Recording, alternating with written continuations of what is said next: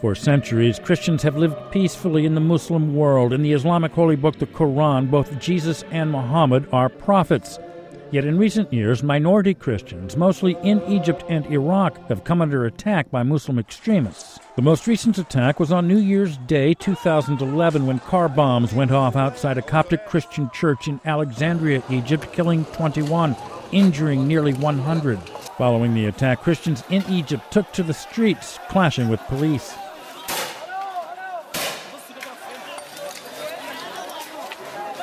In Iraq last year, al-Qaeda-linked gunmen took Christians hostage in a Catholic church. 68 churchgoers died when Iraqi security forces stormed the church in Baghdad. Christians have been more frequently targeted by Muslim extremists ever since the U.S. invasion of Iraq in 2003, because that attack was perceived by Muslims as an attack on Islam, according to Graham Bannerman with the Middle East Institute.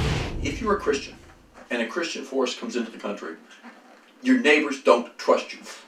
It builds, no matter how loyal you are and you're more loyal than anybody else, there's an element of suspicion there. And a lot of Iraqis fled. Their population has at least been halved, and maybe as much as only 20%. It's been more of a slow boil when it comes to relations between Muslims and Egypt's Coptic Christians.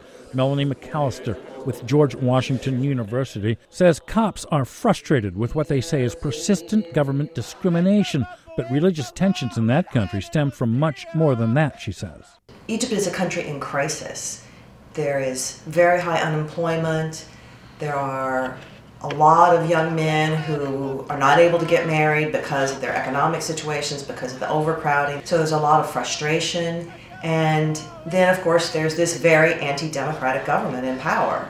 For that reason, there's a kind of cauldron already boiling. There are long-standing tensions between Christians and Muslims in Egypt, no question. The tensions and the discrimination against Coptic Christians is quite real. But Graham Bannerman says the Christians in Egypt are more accepted, more integrated into Egypt's socio-political upper realms.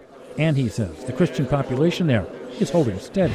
If you go to Cairo and you see the upper class of Cairo, it's very Christian Muslims working together. They know each other. There are 3 cabinet ministers in Egypt who are Christian.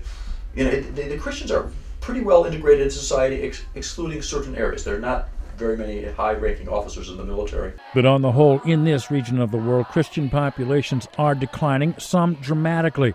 In Lebanon, ever since its civil war, and in Jerusalem, ever since the Israeli occupation. Lebanon is an even more serious problem, where they're probably now where 50 years ago they were a majority, they're now down to a third of the population, and there's real concern. If you look at the Palestinian population, the Palestinian Christian population in Jerusalem and the West Bank at the time of the 1967 war with the Israeli occupation is now probably 10% of what it was. It's down to less than 2% of the population. Christians have always lived in Muslim lands. Coptic Christians have been in the Middle East since the time of the Apostles. In Islam's Holy Quran, Jesus is a prophet miraculously born of the Virgin Mary and capable of performing miracles. A lot of Muslims, the first thing they'll say to you is, I respect Jesus, Jesus is a prophet. But in other circumstances, young Muslims feel Christians in their communities are a challenge or a threat. Melanie McAllister says that the day-to-day reality for Muslims and Christians in the Middle East or anywhere differs from theology. Theology isn't destiny. And the reason it isn't is that people interpret the very rich and complicated books that are the Quran or the Bible or other scriptures in ways that are specific to their lives. That's why I think when we see what's going on in Egypt, when we see what's going on in Iraq, it doesn't make sense to think of it as a theological question. It's a religious question, but religion isn't just theology. Religion is day-to-day life.